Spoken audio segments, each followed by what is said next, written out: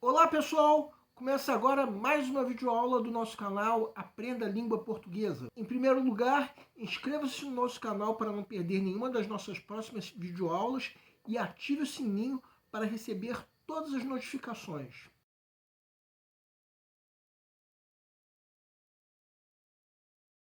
O nosso canal Aprenda a Língua Portuguesa está te auxiliando no estudo, em especial numa época como essa em que as aulas presenciais foram suspensas devido à pandemia do coronavírus. E já que nós estamos falando sobre o coronavírus, nós estamos imaginando que na tua redação possa vir um tema ligado a essa tão desagradável pandemia. Então nessa aula nós vamos abordar um possível recorte que pode vir como tua proposta de redação. Como será a sociedade depois que acabar a pandemia do coronavírus? A banca pode questionar se ocorrerão mudanças relevantes ou se voltará tudo à vida normal que nós tínhamos antes da pandemia. O coronavírus mudou radicalmente a nossa vida. O adiamento das provas do Enem ainda foi um dos menores acontecimentos agravados pela pandemia. Muita coisa mudou. Nós não podemos mais nos divertir como antes. Não podemos mais fazer caminhadas sem máscaras. E se nós o fizermos, estaremos desrespeitando medidas de segurança e colocando em risco não só a nossa vida, como também a de outras pessoas. Mas vamos refletir numa coisa. O que será que isso pode provocar na sociedade como um todo? Que heranças históricas serão trazidas por essa doença que é a Covid-19? Mesmo depois da erradicação, quando for disponibilizada não só a tão esperada vacina, como também outros remédios, é quase um consenso que o mundo não será como antes. Isso nos faz pensar naquela música do Milton Nascimento, nada será como antes. Só que a mudança agora é outra. Não é mais daqueles ex-colegas de infância e adolescência que se reencontrarão, perguntarão que notícias nos dão os amigos. A mudança agora é muito diferente. Vamos ver agora um trecho da entrevista que a BBC Brasil fez com o biólogo Átila Yamarino, doutor em microbiologia pela USP e pós-doutor pela Universidade de Yale. O mundo mudou e aquele mundo diante do coronavírus não existe mais. A nossa vida vai mudar muito daqui para frente e alguém que tenta manter o status quo de 2019 é alguém que ainda não aceitou essa nova realidade. Mudanças que o mundo levaria décadas para passar, que a gente levaria muito tempo para implementar voluntariamente, a gente está tendo que implementar no susto, em questão de meses. Isso que nós acabamos de ver é um exemplo do que pode vir como texto motivador na tua proposta de redação. Trata-se da fala de uma autoridade, um biólogo com doutorado e pós-doutorado, mas é apenas um exemplo de um pensamento que cada vez mais se torna unânime, que depois que a pandemia acabar, a vida será diferente. Transformações atingirão a política, a economia, o modelo de negócios e por aí vai. É importante que tenhamos consciência disso, pelo menos enquanto a vacina não chega. Como ficam as atividades de lazer que faziam parte do nosso dia a dia? Como ficam hoje em dia e como será que ficarão depois da pandemia? Tudo isso é um grande cenário de incertezas. Vamos gerar então ideias sobre esse tema. Como será a sociedade depois que a pandemia acabar? Algumas tendências foram apontadas pelo jornalista Clayton Mello. A primeira dessas tendências é uma revisão de crenças e valores. Estamos vivendo uma crise na saúde que muitos entendem como sendo um divisor de águas. O que a pandemia do coronavírus está ocasionando? Uma união maior das comunidades que estão cada vez mais funcionando como equipes eficientes. Isso acarreta uma mudança de valores, como acontece no centro da cidade de São Paulo. Grupos de pessoas se unem para ajudar os idosos, Mas esse não é o único exemplo. Imaginem o povo que vive nas favelas, que vivem o resultado de décadas de descaso do poder público. É claro que a situação dessas pessoas tende a piorar durante a pandemia, porque o saneamento já era precário antes da pandemia surgir, sem falar das casas que ficam empilhadas em áreas de risco. Será que esse povo tem como cumprir normas de segurança que mesmo as pessoas instruídas ainda cumprem com uma certa dose de desrespeito? Não. Esse povo não tem como cumprir essas regras. Como lavar as mãos, por exemplo, se eles não têm água em casa? Como evitar aglomerações se eles vivem em casas amontoadas? Não podemos esperar isso deles. Mas há alguns bons exemplos sendo postos em prática nas favelas. Na favela de Paraisópolis, em São Paulo, centenas de moradores foram nomeados presidentes de rua com a tarefa de monitorar grupos de 50 casas para detectar os possíveis casos de Covid-19. Os presidentes de rua orientam os moradores e os convencem a manter o isolamento, bem como identificam as famílias mais vulneráveis para que recebam quentinhas feitas na própria comunidade. Em abril foi lançado o chamado Mapa Corona das Periferias, uma plataforma digital que mostra iniciativas de combate ao coronavírus em regiões carentes, dando informações sobre como ajudar. A iniciativa faz surgir em redes de solidariedade em várias favelas cariocas, como Acari, Complexo da Maré, entre outros, distribuindo alimentos para as famílias mais pobres e as pessoas que perderam o emprego devido à quarentena, além de campanhas para doar álcool em gel, entre outros artigos de segurança. Tudo isso que vimos são iniciativas que surgem do povo por pessoas muitas vezes sem instrução, mas que acabam sendo mais eficientes que o próprio poder público. Veja um trecho de uma reportagem da revista Veja Rio, assinada por Pedro Tinoco. Enquanto políticas públicas mais ou menos urgentes engatinham, moradores e associações locais resolveram agir. Tudo isso que vimos são exemplos de iniciativas que tendem a dar certo. Exemplos de comunidades carentes que se unem formando equipes, afetando e mudando valores. A pandemia do coronavírus ocasionou também uma crise financeira, que levou muitas pessoas a economizarem e a reverem os antigos hábitos de consumo, de modo que a ideia de quanto menos melhor tende a guiar os consumidores. Pelo menos é o que acreditam vários institutos de pesquisa. O motivo não é só a falta de dinheiro, até porque isso era uma ideia que já vinha sendo difundida antes da pandemia. O quanto o consumo excessivo nem sempre combina com felicidade. Vamos mostrar trechos de uma música que ilustra bem isso. Uma letra que foi escrita muito antes da pandemia. Você tem 10 amantes, você tem 1000 sapatos, um para cada passo em falso, um olhar em cada ocasião, um vestido, um rímel, um frasco de loção. Você tem 10 amantes, você tem 1000 escravos, e um mar de venenos importados, um namorado para espantar a solidão, uma estrela, uma ilha, uma mina de carvão. Me diz como ser feliz, como num salão de cores febris, de almas gentis, sedes de algodão. Essa letra é apenas um exemplo do quanto a ideia de consumo excessivo nem sempre combina com a felicidade. No fim das contas, cada vez mais o consumo pelo consumo está deixando de ser realidade. Há mais ou menos um ano atrás, a Forever 21 pediu recuperação judicial. Uma empresa que durante muitos anos depois da sua fundação, durante a década de 1980, abriu centenas de lojas em diversos países, inclusive no Brasil, tendo se tornado um símbolo da sociedade de consumo. E no final do ano passado, quando a empresa estava em derrocada, a jornalista Flávia Oliveira fez um comentário sobre tal fato em um artigo publicado no jornal O Globo. intitulado No Futuro, o Desapego.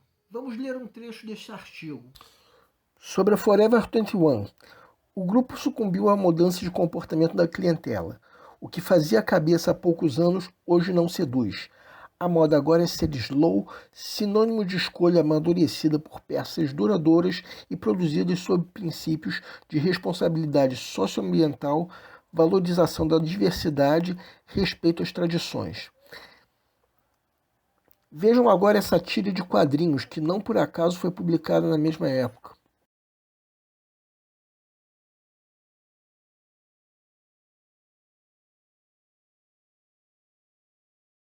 Essa tira de quadrinhos, bem como outros textos que nós mostramos, são exemplos do que pode vir como texto motivador na tua prova de redação. No caso de o tema ser a sociedade pós-pandemia. A crise da Forever 21 é um exemplo de que nenhuma organização política ou comercial tende a sobreviver se ainda estiver guiada por valores ultrapassados. Cada vez mais há uma percepção de que a sociedade de consumo tradicional está em decadência, sendo uma sociedade efêmera que proporciona pequenos prazeres e uma felicidade passageira. O filósofo francês Gilles Lipovetsky é um dos que acreditam que o consumo, embora não tenha sido superado, cada vez mais tende a ser sobrepujado pela qualidade e pelo sentido da vida. Evitar aglomerações se tornou uma norma de segurança devido à pandemia do coronavírus. Em algum momento, não sabemos ao certo quando, essa pandemia vai acabar. Mas será que vai voltar tudo a ser como era antes? Pelo menos segundo um relatório de uma das maiores empresas de pesquisa do mundo, no caso a WGSN, a resposta é não. Vamos ver agora um trecho desse relatório. Quando as pessoas voltarem a frequentar espaços públicos após o fim das restrições, as empresas devem investir em estratégias para engajar os consumidores de modo profundo, criando locais que tragam a elas a sensação de estar em casa. Podemos apontar como consequência disso um crescimento dos estabelecimentos que só funcionam com delivery. Cada vez mais as pessoas precisam dos serviços de delivery para se protegerem do jeito que conseguem, não só do coronavírus, como também de outras pandemias que surgirem. Isso sem falar do home office, que já era realidade para muitos profissionais freelancers e para profissionais liberais, e que com a pandemia tende a crescer cada vez mais, de modo a ser adotado por empresas de diferentes portes, para evitar espaços de grandes aglomerações, como metrôs e ônibus, em especial nos horários de pico. Com o crescimento do home office, mesmo aquelas empresas que não adotam tal modelo tendem a valorizar os funcionários que morem perto do trabalho. A pandemia levou artistas e produtores culturais a investirem em espetáculos online, como as lives que se popularizaram, além de visitas virtuais a museus e galerias, ainda com a finalidade de evitar aglomerações. As vendas online passaram a ser uma boa opção para a maioria das lojas. Ainda sobre as lives, vamos dar um flashback de um dos primeiros dias de quarentena. No caso, o dia 17 de março. Nesse dia, o jornal O Globo publicou uma matéria sobre os artistas que estavam fazendo campanha sobre a importância do isolamento social. Vejam no quadro que segue algumas falas desses artistas. Acho que a coisa mais perigosa no isolamento é ficarmos tristes. Então, resolvi ficar disponível. Pergunto o que as pessoas estão fazendo em suas casas. É uma conversa, uma troca. Eu vivi outras epidemias. Elas passam, mas tudo depende de nós, de cada um de nós tomarmos as precauções que estão sendo divulgadas. Não me lembro de ter vivido algo tão assustador. Dá vontade de não acreditar, mas temos que acreditar. Ficar no isolamento é um ato de solidariedade, inclusive com quem não pode ficar. Evitar ser um agente transmissor é um ato de amor. Rita Weiner, em parceria com a designer Julia Gastin, criou esse desenho como símbolo da campanha. Vamos usar a rede para transmitir o vírus do afeto, para ajudar a vencer essa pandemia e o isolamento. Acho que essa é a contribuição que nós, artistas, podemos fazer nesse esforço de guerra. Bem, essas foram algumas falas desses artistas que estão fazendo lives para favorecer a quarentena. Agora vamos dar um pequeno parênteses, ou seja, vamos fazer um comentário que, de certa forma, estará fugindo um pouco ao assunto dessa videoaula. Lembramos que uma fuga desse tipo não deve acontecer na tua prova de redação do Enem, porque um dos critérios de nota zero da redação do Enem é exatamente o texto apresentar uma parte deliberadamente desconectada do tema proposto. Essas falas que nós mostramos no último quadro foram publicadas numa matéria do jornal O Globo no segundo caderno, que é voltado para a cultura. No primeiro caderno dessa mesma edição desse jornal, veio destacada uma notícia que chocou o Brasil inteiro e que, por extensão, acabou chocando o mundo. Na primeira página do jornal veio uma chamada: governos radicalizam medidas de restrição, mas Bolsonaro vê histeria. A notícia como um todo era que o presidente Jair Bolsonaro estava chamando de histeria, ou seja, de exagero, todas as notícias sobre o coronavírus. Governadores de estado estavam tomando medidas drásticas, assim como chefes de estado de outros países. Isso foi um pouco depois que Bolsonaro havia participado de manifestações contra o Congresso e o Supremo Tribunal Federal, cumprimentando de perto quase todos os participantes, ou seja, sem cumprir as regras de segurança recomendadas, entre outros, pela Organização Mundial da Saúde. Vamos ver agora como foi dada a notícia no miolo desse jornal. Bolsonaro cita histeria e poderes reagem. Presidente relativiza pandemia e é isolado de reunião sobre a crise. Nessa página como um todo não aparece nenhuma foto com o nosso presidente, apesar de ele ser o próprio sujeito da oração do título e do subtítulo da notícia que mais se destaca.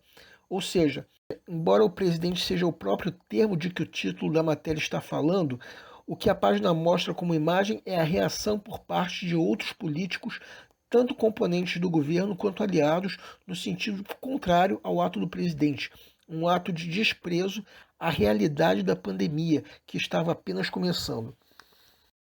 Agora vamos ver um pequeno trecho dessa notícia.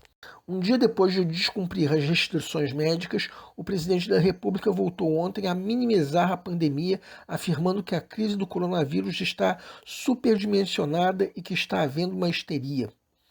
Mais adiante da notícia, uma fala do presidente à Rádio Bandeirantes: tem obrigação moral de saudar o povo que ficou na frente do palácio.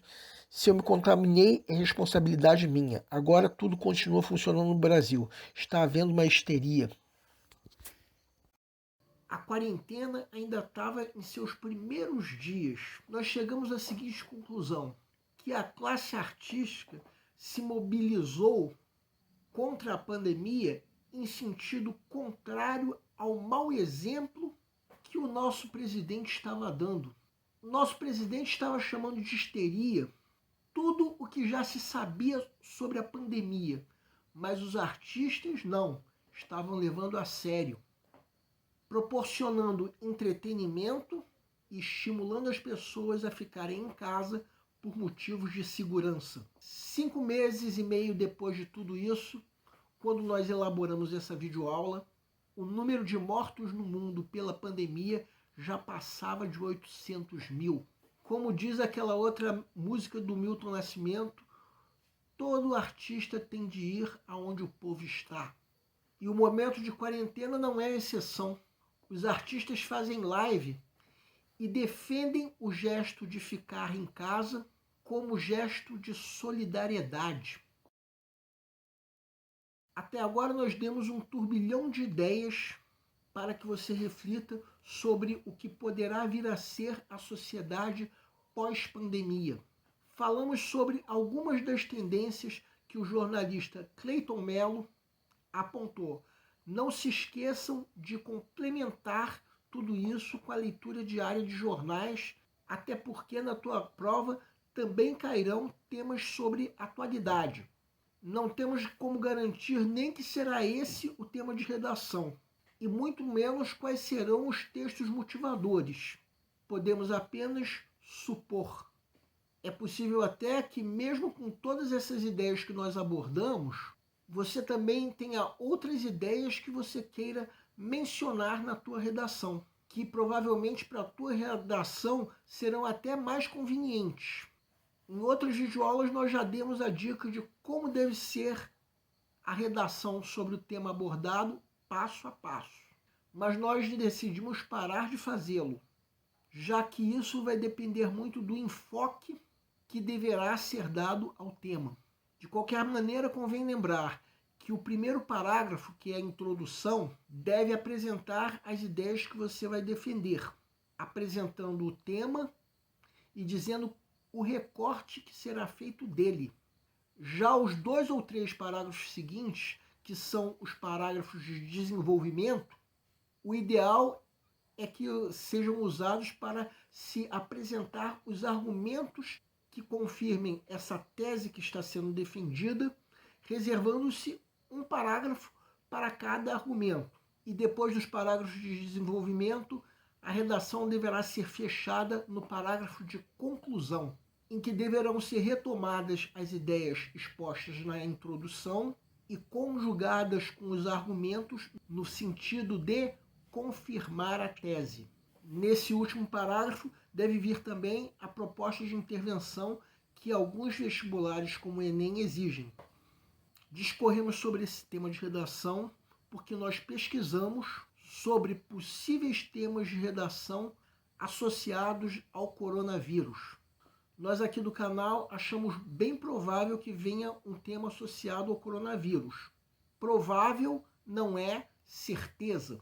Há inclusive pessoas que acham pouco provável, já que é um tema muito manjado. Eu me lembro até que em outra videoaula nós dissemos que estávamos esperando a quarentena acabar para fazermos uma videoaula sobre o tema. De lá para cá, muita coisa aconteceu e a prova do Enem já está marcada para janeiro. Então nós que somos voltados principalmente para os vestibulandos, decidimos nos dedicar a abordar os possíveis temas de redação ligados ao coronavírus, como estamos fazendo desde a semana passada. E essa aula está sendo publicada numa segunda-feira. Na quarta, virá a continuação dessa aula e na sexta-feira virá a continuação da aula de quarta. O nosso canal é voltado para você que está se preparando para uma prova de concurso, em especial vestibular.